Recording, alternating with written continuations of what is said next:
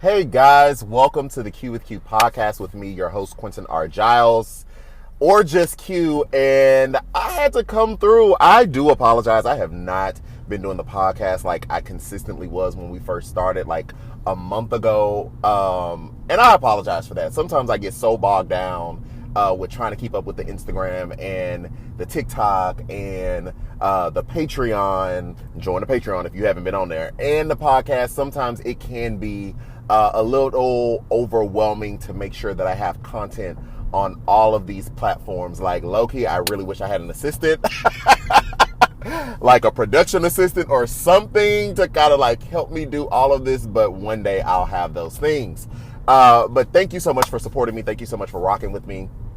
And we're just going to talk about some things that happened this week. Yesterday I posted on the Instagram that Anita Hill has endorsed Joe Biden, and why that is such like newsworthy, jaw-dropping moments is because Anita Hill was the black woman, some could say, that was accosted by Joe Biden when there was a Supreme Court a Supreme Court nomination for Clarence Thomas. Anita Hill levied some accusations, some sexual, I was going to say sexual abuse, but not sexual abuse, sexual harassment accusations against now sitting Supreme Court Clarence Thomas. It's almost like a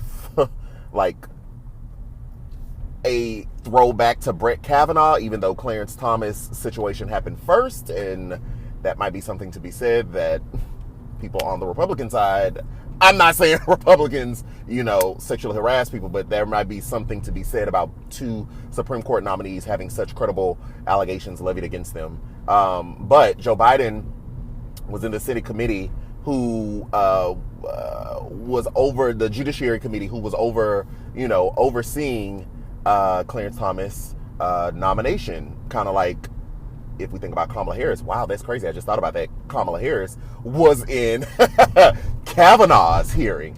I literally just thought about that. I did not think about that. I'm not saying anything. I'm just saying those two things are true. But he was one who, wasn't on Anita Hill's side, or not open to hearing what she really had to say, which are accusations that have been levied against Joe Biden a lot in his past about how he was so willing to go along to get along with the Republicans when he should have been standing on the side of right. And so the fact that she has come out, right, and said, hey, I'm actually endorsing Joe Biden, I'm going to work with him on women's equality and equity issues, is a huge deal.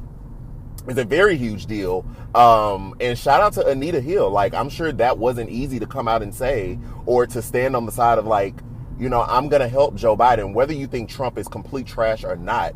Bump all of that. Like, this woman has said that these things happened to her, and Joe Biden played into a machine that didn't really listen to her and didn't give her voice at the time. And so for her to come out and say, I'm going to work with him. Not only am I going to vote for him, I am going to work with him. So that these types of things don't happen anymore, and that women are heard. And I'm a huge advocate for that. I know we have outside of the Me Too movement, we have a saying of like, believe women. And I'm all down for that. But we want to make sure that we investigate, certain things, and make sure also that allegations are credible and are correct. And that is not me saying don't believe women, but that is me saying we need to hear women. We need to listen to women and take what they say and investigate those things. And if those things are true, then we need to take the appropriate remedies, because for too long we haven't even heard them, right? So I just want to be clear on where I stand on that. But I think that's amazing. I think that took so much strength for Anita Hill to come out and say that, right? Because I'm pretty sure she might have people in her ear like, no, why would you do that? Look at how he treated you. Look at what you went through all that time, and whatever you've been going through all these years since, just because your story wasn't in the news media anymore or in the mainstream conversation. So shout out to Anita Hill, definitely praying for her and her strength and her emotional well-being, even just stepping back into the political fray of it all. But I do think that it says something about a Joe Biden candidacy, right? You see so many Republicans coming out and defecting against the Republican Party and against Trump that are voting for him. You see military people that are voting for or have come out in support of Joe Biden. You see progressives like myself and ideologues like myself who are voting for him, who may not subscribe to the full Democratic establishment in that party, but saying like, hey, we're going to vote for this guy because we think that we can work with him and we think that we can get some of the things we want accomplished through his presidency. And now you have an Anita Hill, who is a part of, even though she was later she showed up before the whole Me Too movement. In my mind, I kind of still sink her into that, right? Because she wasn't heard properly. She wasn't, her allegations weren't investigated properly. So you have someone from that space and occupying that testimony, if you will, or that real life lived experience, saying, I'm going to come vote for this guy. So I think that also says something about a Joe Biden presidency when we just take all those things into consideration. But I do think it's just interesting as well, like how I didn't even think about that, like how Biden was a part of Anita Hill's, or not Anita Hill's, but Clarence Thomas' Supreme Court nomination, and Anita Hill, was centered around that with her allegations. And now Biden's VP, which is Kamala Harris, was in Brett Kavanaugh's Supreme Court nomination hearing with the allegations from Christine Blasey Ford against him, which seemed to be very credible, and it didn't seem like there was a full investigation on that either.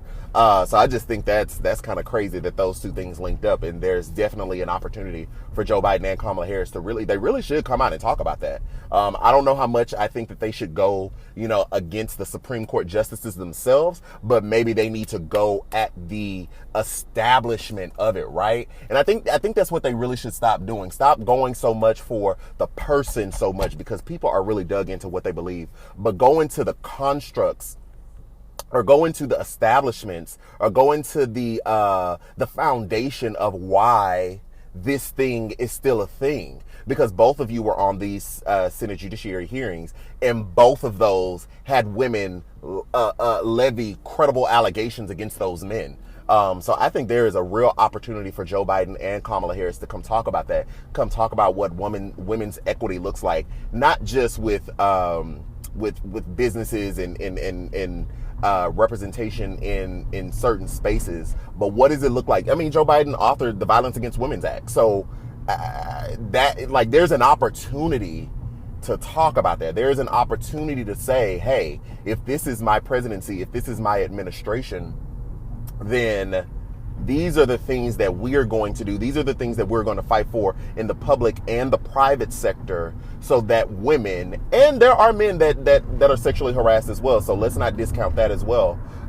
There are some men that are sexually harassed by other men or by women, but the larger conversation is centered around women historically being sexually harassed and assaulted and nobody doing anything. And so I think there's a real opportunity to come out with legislation, to come out with policies and practices to speak to those things, and to demonize those things. That should be demonized. Violence against women, violence against anybody in a sexual manner should be frowned upon and should be investigated. So y'all know I don't work for the Biden campaign. I say all the time, baby, they need to bring me along. Simone Sanders needs to give me a phone call, because I can tell them, baby, we need to talk about this. We need to put some language together to get out there to the people. So Joe Biden, y'all, if y'all listening, baby, come holler at me. We got about 60 days to the election, but I'm still available. I'm available post-election as well. But yeah, I just wanted to come and talk about that. I'm sitting here driving right now, y'all. I am aimlessly driving in Houston, Texas. I went to go get an energy drink from a fitness store, and I was supposed to go find me some food and go back home. But then I was like, wow, I have not done a podcast, and I actually have some time to do it. So I wanted to come and chit and chat with you guys. But that was something that happened this week. Also, like I mentioned earlier, with the veterans, I think it's so interesting, this story that we've now learned about Trump disrespecting and calling our troops that are captured in war or that are dying, in their line of duty losers. But in the front facing, he's always, I'm supporting the military, I'm rebuilding it. But then we get reports about you not only disrespecting them and calling them losers, but even with your then chief of staff, John Kelly, being at a cemetery where his son died, not died at the cemetery, but where his son was buried, who was in the military, and you making insensitive remarks about people in service right next to the man while he's visiting other troops and his dead son in the cemetery.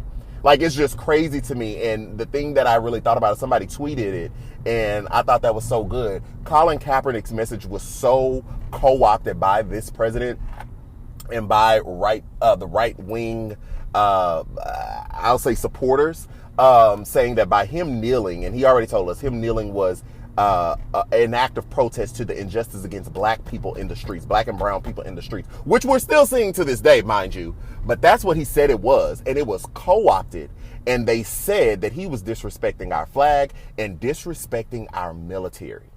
That's what they said he was doing. And he said that's not what he was doing. But that was them trying to co-opt his message and tell him how he should and shouldn't protest.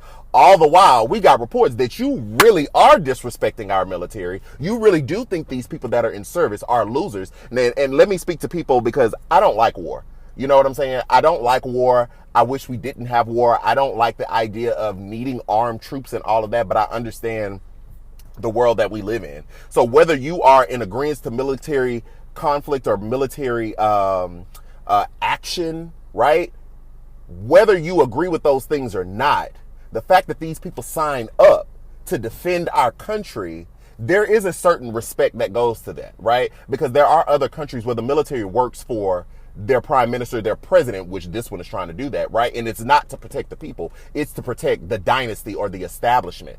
And so in this country, we, again, whether you agree with military conflict and action and all of that, right? Whether you agree with that or not, those people deserve a certain amount of respect. Those people risk their lives, you know, to secure our safety here. So all the while you have co-opted Colin Kaepernick's message, which was for the people, we find out that you are the one that is really disrespecting, more projection, but you are the one that is really disrespecting the troops. And I find it so funny that the same people that were so riled up against Colin Kaepernick have nothing to say about Trump and what we've learned.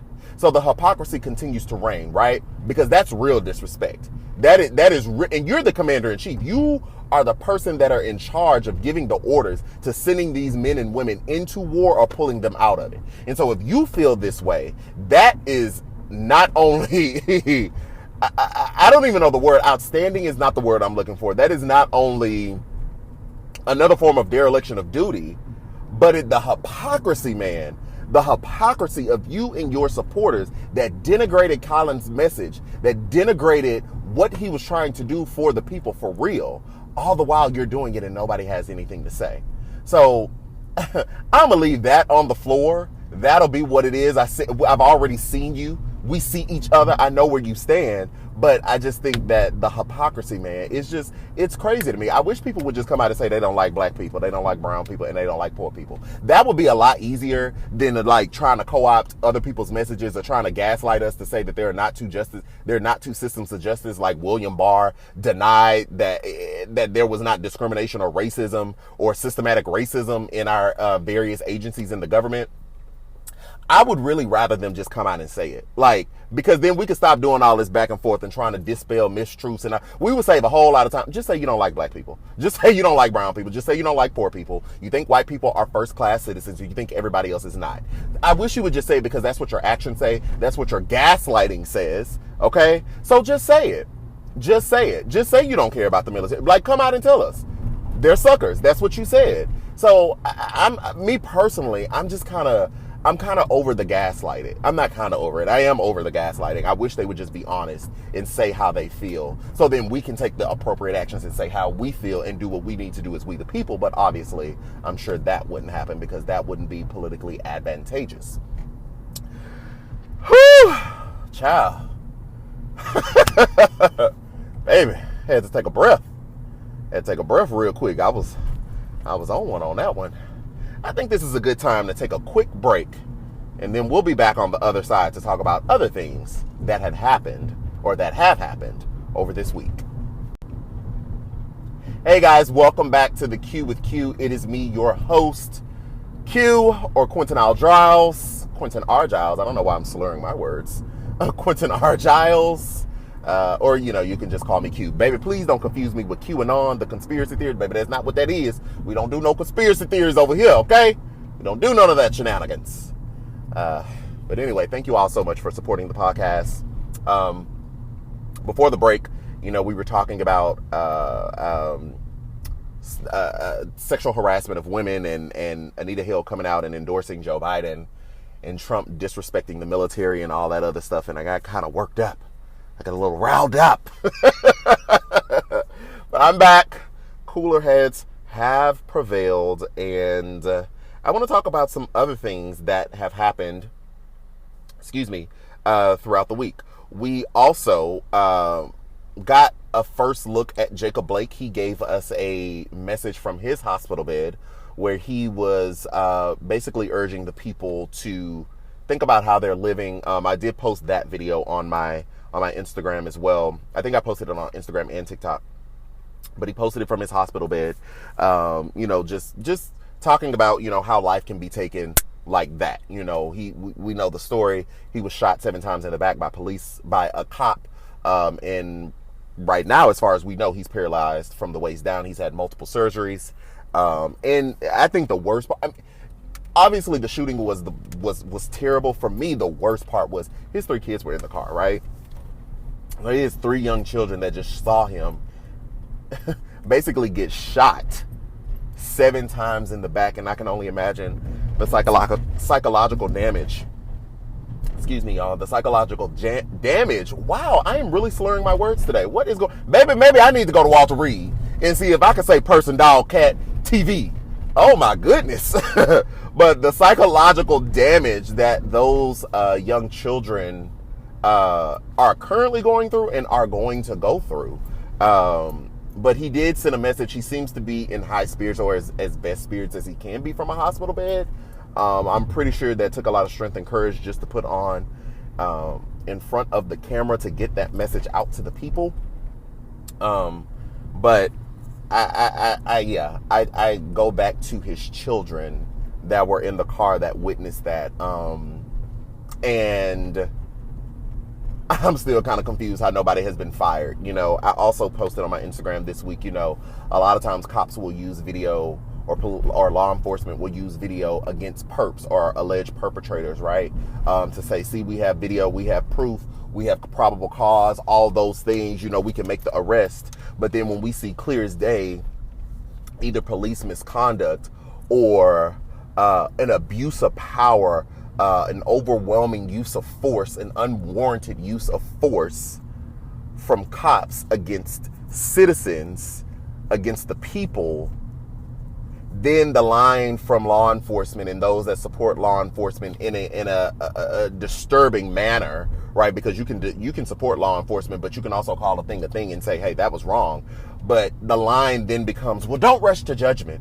No, don't rush it. We got to get all the facts. Well, I just saw it on the TV. I just saw it on the cell phone video. What happened?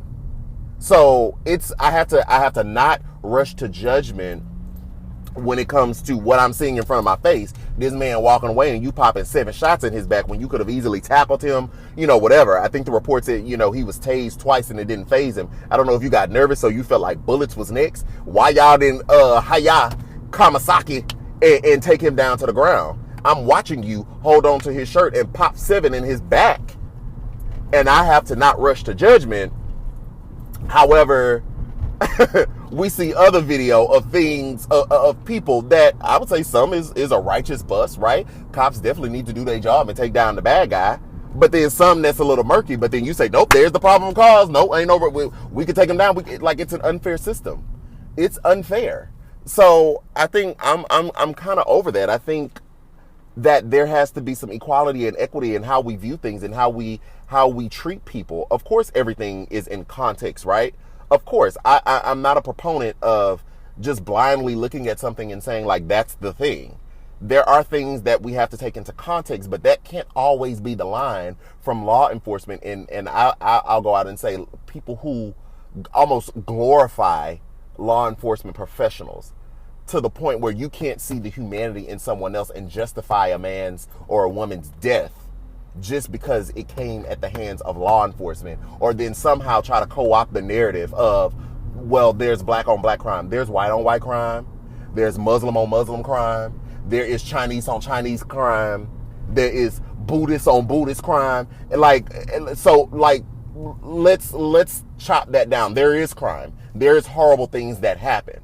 Okay, and we can address those things, but we can also address the people that we have endowed power to killing us. Okay, so let's not murky up the water, and let's not try to conflate the two or distort the message or holding law enforcement accountable. Yes, there is other crime, and yes, we should do something to prevent that. But we also shouldn't have to protect ourselves from law enforcement or feel like I can't call 911 when I see something going on because you might turn around and want to pop one in me when I'm the one calling you because something is happening on the scene of the crime. Okay? So, baby, I'm finna get worked up again. Baby, I'm finna get worked up again. So let's stop doing that. And let's stop glorifying law enforcement and holding law enforcement to account. Yes, it's a dangerous job. Yes, that job also deserves a certain amount of respect, but that does not make you the end all be all. That does not make you the judge, jury, and executioner. That is not your job. A cop is a peace officer. You are to keep the peace, not stir up the drama. And that's just on period. So I'm about to get out of here, guys, because I'm finna get worked up all over again. Until next time, this is The Q with Q. You know you can always follow me on Instagram at The Q with Q. You can follow me on TikTok at Quentin Giles. And I also have a Patreon. So if you're following me on any other social media accounts, there is a link in my bio. It'll say Patreon exclusive content. Definitely join my Patreon. It does cost a little change, but you get some additional exclusive content over there on the Patreon. So until next time, guys, I will see you later.